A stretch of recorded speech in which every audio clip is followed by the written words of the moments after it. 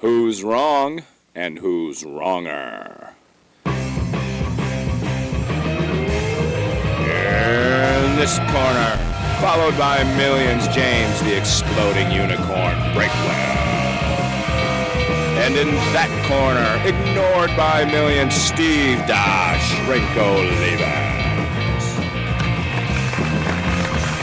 Hey everybody, and welcome to a brand new show called Wrong and Wronger. We have been working on this for several weeks, and my God, we're finally ready to launch. I am Steve Olivas. You can call me Dr. Steve. You'll get to know me over the course of the next few episodes, which might take about a decade to put together. And that dude over there, the one that's laughing at knowing that he was responsible for missing last week, James the Exploding Unicorn Breakwell. James, how are you doing today? I am doing great. I would just like to give a shout out at the start of this episode to Jennifer, who is trying to become the second person to run the circuit of all of our episodes. I think there were a handful of like 5 or 6 other people who said they've recorded them all, but this is the first person in real time who's been updating me on how she's been going through them all. And she's also been the only person to notify me when you fail to post entire episodes. They've been getting cut off the last few minutes for the audio-only portion. So I resend them. And mind you, when I resend them, I send you exactly what I sent the first time. I don't change a single thing.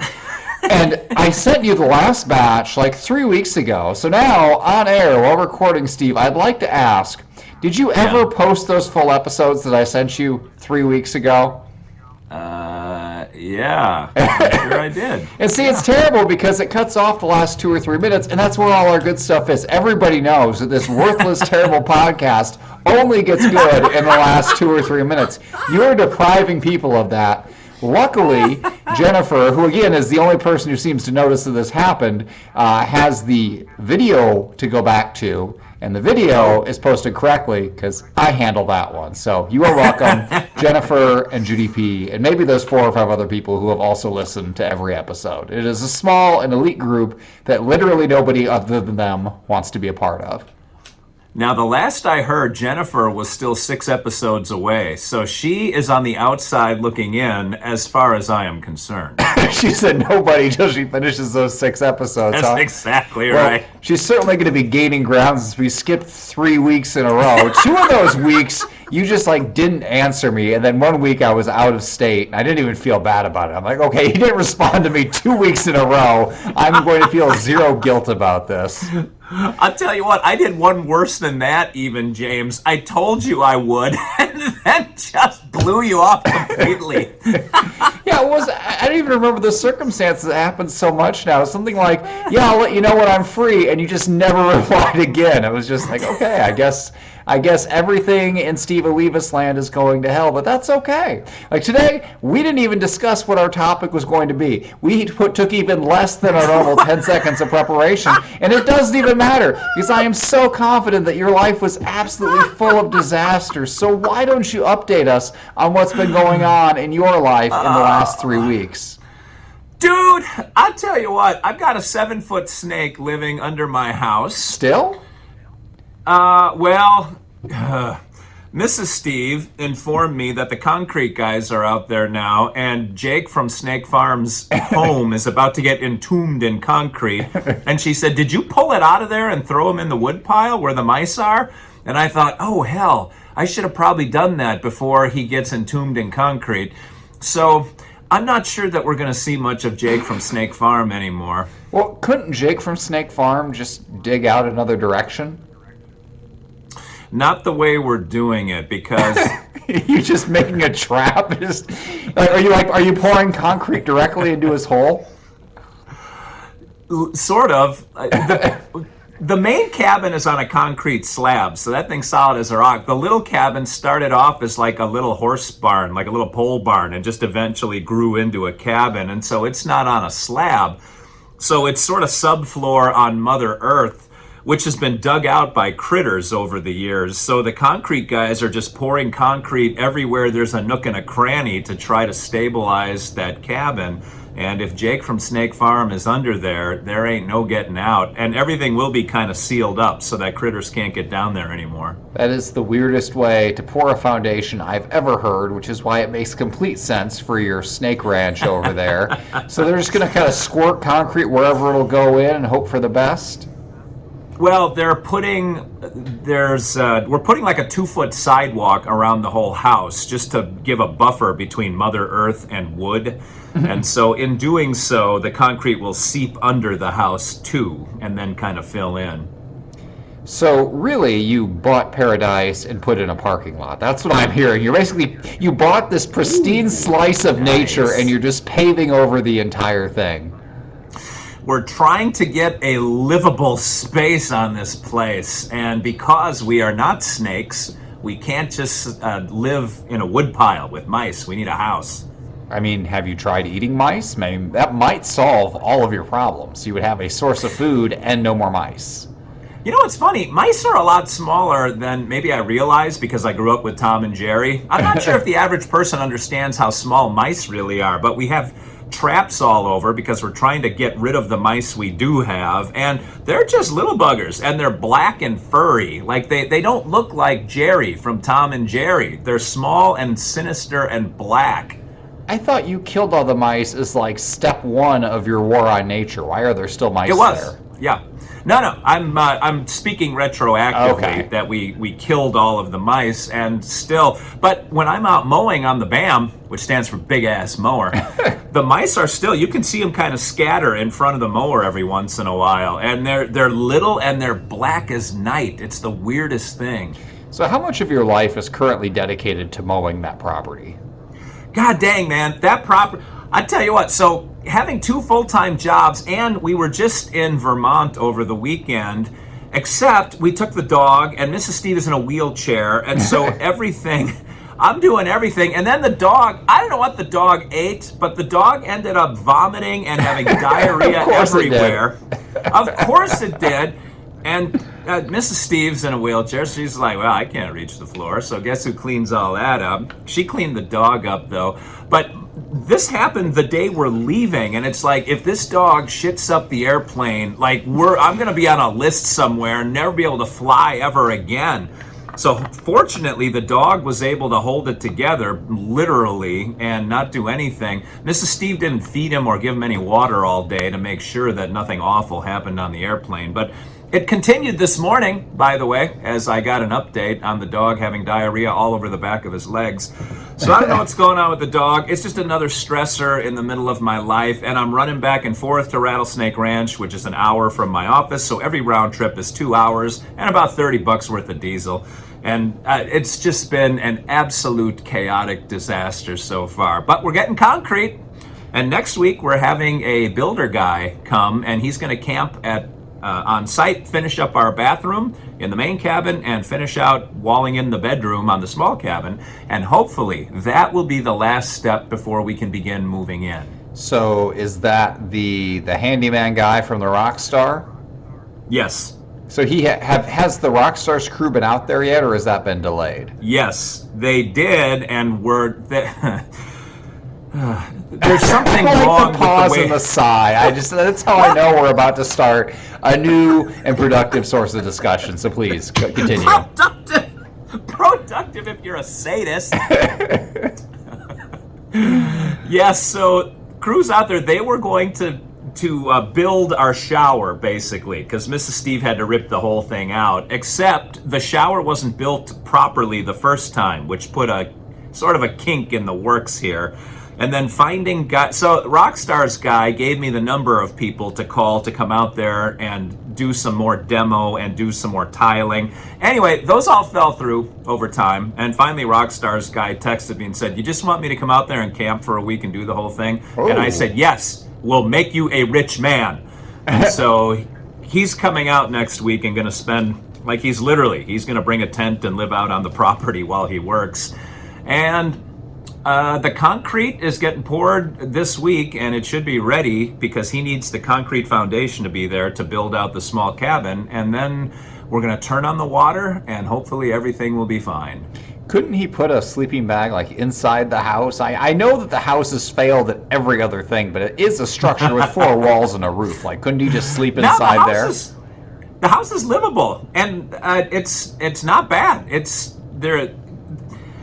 stays cool in the summer and warm in the winter, it seems. Like, so far, every cold morning we've been out there, it's been kind of warm in the house. Like, whoever built it built the main house correctly. It's just that when the earth reclaimed the thing, the bathroom went haywire because there was a water leak. But yeah, he could live in there, but I'm not sure he wants to. He's kind of a rugged northeastern guy, and I don't know. I like the guy. Perhaps he has heard about the origins of the lube cabin and has just decided he'd rather not. I've been thinking there's got to be some way to memorialize this lube cabin. What I think we're definitely going to do, and I'll only allude to this in kind of a sidestep kind of way, but we found something under the deck when I ripped the deck up, and I believe that is going to be entombed in concrete when we pour concrete for the deck, so it will kind of be there forever as a reminder of the original owner of this cabin. Now, we have talked about so many other horrible things that you found there that if you don't specify what that one is, people's imaginations are just going to run wild. Because we already found all the wigs and the gallons and gallons of lube always within arm's reach, and the BDSM gear and all of that, and now there was something under the porch worse than a snake that you can't say what it was. Is that what you're going to leave our listeners with?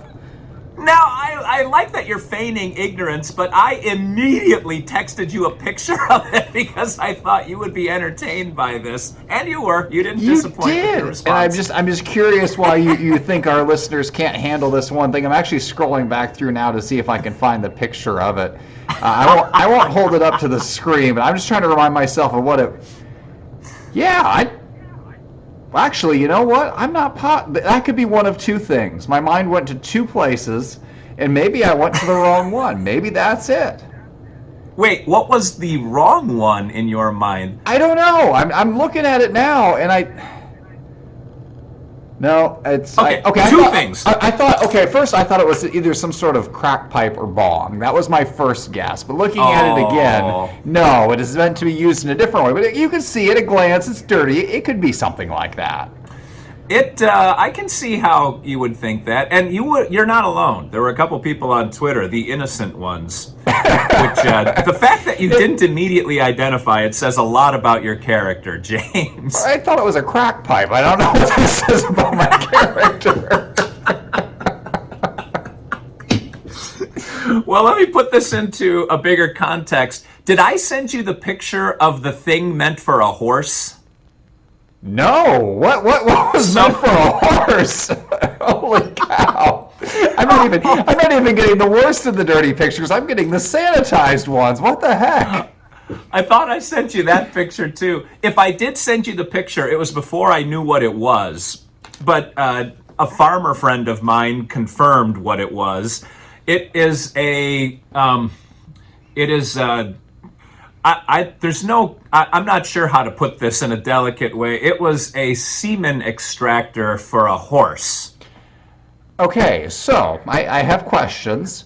One, did this guy have horses? Please tell me. Yes. Yeah, okay, he did have horses. There were horses there. Yes.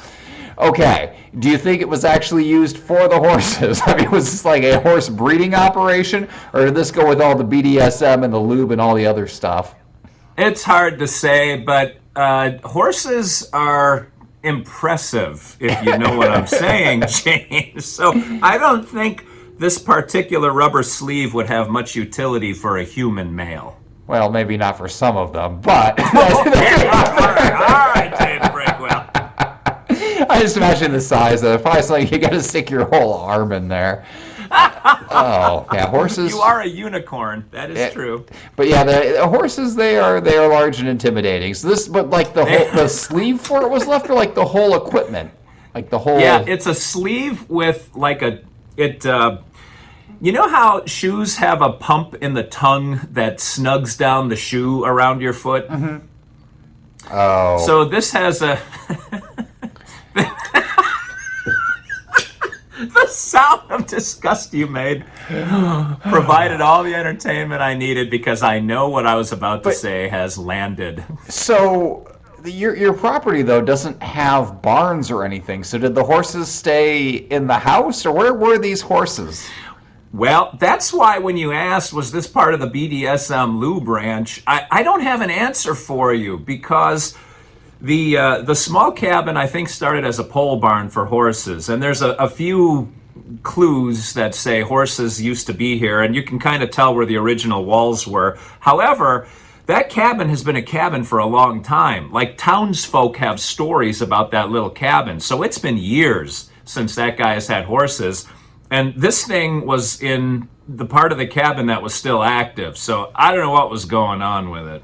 So the more you talk, the more fun and disturbing nuggets keep popping up. There are branches for conversations. I sent you that picture. So, I'm more than happy to end that branch of the conversation now. Okay. We can be done with that, but now I want to know what the townsfolk are saying about the mysterious second cabin that used to be a horse barn. The townsfolk have a lot of stories about the former resident. Like, the sheriff has stopped by a couple of times and chatted with us. Yeah, he rolled up on me while I was dealing with Jake from Snake Farm, which is an interesting conversation. Did he? Because the sheriff walked. Did he offer to shoot it for you? No. What does he even have a gun for? Come on. And he had a dog. Like, he's the K9 unit. I almost said the Chaos unit. He's the K9 unit for the county. So his dog was with him. And he's a big dude. Like, not fat. Like, he's big and strong, has big hands. And so we're talking. And I said, yeah, I'm dealing with a snake. And he said, well, let's go take a look at it. And Jake was kind of there. And he looked at Jake. And he said, oh, yeah, that's a good one. You got to leave him around.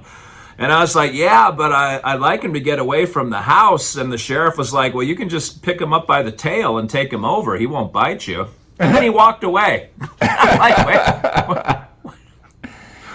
Now, that was the extent of the conversation. So, while he did this, was his dog nonchalantly sniffing around your cabin? Like, was it... The dog remained in the vehicle. I think the dog is there in case things go sideways, and then he releases the Kraken, and the dog comes out and starts throwing some people around. You're actually not wrong on this. They do have a button on their belt or somewhere. They push it, and the window pops down, and the dog shoots out like a furry man-killing missile. Like, you do not want him to push that button, because when he pushes that button, it is go time. I can imagine. That's a 40-mile-an-hour cruise missile coming at you. Yeah, I would not want that. That would not be a fun time. Much like everything else on the ranch. So I guess that's pretty much par for the course. You know what's funny is people will tweet and on Facebook send messages about how awful, how you got to sell the house, how I can't believe you're doing it, and it's like I sort of like it. We're having fun. It's an adventure. You can't have property if you don't deal with critters. Like, in addition to Jake, who I've actually grown quite fond of, and I do feel bad that I didn't pull him out of there before the concrete. I'm hoping one of his guys sees Jake and pulls him out of there without killing him. Anyway, there's deer all over. We put salt licks up on what I call the bald spot. I saw a buck for the first time this morning. Like, we haven't seen a male, and I finally saw a buck. There's I don't know. It's just I'll watch hawks circle and then dive down and pull some poor unsuspecting furry something or other out of the weeds. Like, it's kind of cool being out there, and it's peaceful, and it makes you go into a whole different mindset. I love it. Okay, so you make it sound like this is something that everybody goes through when they buy land, and that is simply not the case. Most land purchases don't come with a lube cabin full of BTMS gear with weird sex toys below the floorboards and horse semen extractors and rattlesnakes. I mean, the list of abnormalities here goes on and on and on. You are not starting with a clean slate. You are starting with a history. But I guess that's good now that you've overcome this. And I keep thinking things just can't be worse. You've already seen the height of adversity, and then other things happen. I mean, at this point, have you considered that maybe it would have been easier if you had burned down the cabins and started over? The sheriff actually said that. Really? He said, man, if only you wouldn't have had that thing, you could have just bought the property and built a house. And I was like, I wouldn't have built that. which I like that. Like, I like the cabin. It just needed work. But it's a cool cabin. It's a cool space. It looks cool. It's really well built. And so I'm glad that it was there. I just remember you were so anxious to close on this house to finally get out there. And then you got the house, and like it's a year and a half later, and you're still not living in it. I know. People always talk about, you talked about the nightmare of redoing your upstairs. Like, and the problem with a nightmare is you don't really recognize it until afterwards, because we're in the middle of it, and it's like, we got to keep moving forward. There's no time to sit back and look at the whole landscape. So in the aftermath, we'll talk about what a nightmare this was. But right now, there's just too many moving parts to slow down. But you are still living in a garage, correct? Yes. Okay, just want to make sure of that, just so we know your status. At what point will you no longer be living in a garage and actually be living in your house? Mrs. Steve asked that yesterday in a very serious way, which indicated Dr. Steve's got to get his stuff together and sew this up. But I said by Thanksgiving we'll be in that house. We'll also have the garage on property built. The garage builder texted me this morning, said we'll be out there first the next week, put the garage up. Concrete guy is already on my property, and as soon as the garage is up, this is backwards, I know, but we've talked about it, then he'll lay the concrete in there, and then the garage door guy will come. And at the very least, we will have a storage building on our property. Is the storage building going to be your temporary house? I don't think so. As long as Rockstar's guy makes it out there. Once we get the shower done, we just got to get the bathroom done. And Mrs. Steve wants the baseboards up to keep mice out. Go figure. But that'll take just one afternoon with a nail gun. Chung, chung, chung, chung, chung. But that's all that's left. That bathroom is the only thing that we can't do ourselves. We just don't know how to do it. So builder guy has to come in and fix that. And once it's fixed, we're good to go. Do you have internet or cell reception out there? Cell reception is very strong because there's a famous landmark near us that has all of the infrastructure in place. Even though we're very remote, there's a lot of infrastructure. So we have city water, we have electricity, we have internet. There is a story with the internet that is going to have to wait for another day because we're running low on time. The internet company has to run about a half mile of fiber to get to our cabin because of the way our driveway goes. So instead of saying, we'll just lay a half mile next to your driveway, they staked out a path through the woods, and the guy said, you've got to clear a path through the woods so we can get our trencher through here. And I'm like, what? Are you insane? Paul Bunyan couldn't do that. So I'm going to ask him to trench through our driveway and then around our driveway. He's got to get past our gate. And in order to do that, we got to either go through the woods or just trench right down the middle of our blacktop. So we're going to have him trench the middle of the blacktop and then call a blacktop guy to come fix it. But that takes time. We will have fiber optic internet. For the time being, we'll just use our cell phones as hotspots. Wait. So rather than, why would you not just go through the dirt beside the driveway? Why would you literally go through the driveway? There is one spot where that's impossible to do. So because of the way our gate is set up, it's which is why he wanted to go through the woods. Like, he didn't want to mess with the gate or the driveway, and we're just going to have him trench the asphalt. And then when he gets to a certain point, he can sort of switch to the dirt next to the driveway and sort of follow the driveway around. Gotcha. So this is going to be a whole new undertaking. I can't wait to see you out there with a jackhammer. Just go. I assume that you will end up taking this project on almost entirely yourself, as various contractors fail you. So please rent the biggest equipment you can and ignore all safety instructions. And also, if you can, take a video, because I know we will all be waiting, even if most people won't hear the full audio version because you will fail to post the last 5 minutes yet again. And if just to close the anecdote from under the deck, I think James has already sort of haphazardly mentioned it. It was a rather prodigious sex toy that was under the deck. And it was in a spot that it could not have accidentally rolled. There's got to be a story that I have no idea what it is. I didn't think about that. Well, I mean, like, maybe they were using it, like, in the middle of Porch Building. I mean, Porch Building's a pretty erotic experience, and they just left it where it lay. Many a time I've been laying some deck and thinking to myself, all right, we're going to get out on that note. And this is where people are glad they can't hear the last 3 minutes of this episode. All right, let me walk us out of here before the oligarchs at YouTube kick us off. Until next week, where we find out where James vacationed this past week, and frankly, anything about James's life, which I don't think we've heard about for the last several months. This is Steve Olivas, Dr. Steve for James, the always inquisitive and mildly sadistic Breakwell, saying thanks for watching, thanks for listening.